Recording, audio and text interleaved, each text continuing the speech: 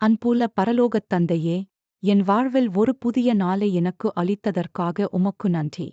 அப்பா, நான் தூசியும் ஒன்றுமற்றவன் என்பதை ஒப்புக்கொள்கிறேன். தயவு செய்து உம்முடைய தாழ்மையால் என்னை நிரப்பும். அப்பா, சில சமயங்களில் பொறாமையின் காரணமாக நாம் தாழ்த்தப்பட்டோ, கேலி செய்யப்பட்டோ, நாம் ஒருபோதும் நினைத்திராத சவால்களைச் சந்திக்கும்போது, வாழ்க்கை நம்மை யோசேப்பைப் போன்ற சூழ்நிலைகளில் இருத்துகிறது. இந்தச் சோதனையான காலங்களிலும் அகங்கார குணம் கொள்ளாமல் யோசேப்பைப் போல தாழ்மையுடன் இருக்க எங்களுக்கு உதவி செய்யும். இந்தச் சோதனைகள் எங்களால் முடிந்த மிகச் சிறந்த வழியில் எங்கள் கடமைகளையும் பொறுப்புகளையும் செய்வதிலிருந்து எங்கள் கவனத்தையும் நோக்கத்தையும் திசை திருப்பிவிடாதபடி செய்யும். இந்த கடினமான காலகட்டத்தில் நீர் யோசேப்புடன் இருந்ததாக உம்முடைய வார்த்தைகள் கூறுகின்றன. ஆம் அப்பா, தயவு செய்து எங்களுடனும் இரும்.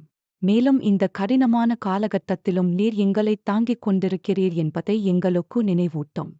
உம்முடைய ஞானத்தினாலும் அறிவினாலும் எங்களை நிரப்பி, எகிப்தின் பார்வோன் ராஜாவிடமிருந்து யோசேப்புக்கு கிடைத்ததைப் போல, உம்முடைய சித்தத்தின்படி உள்ள மக்களிடமிருந்து தயவையும் நன்மதிப்பையும் பெற எங்களுக்கு உதவி செய்யும்.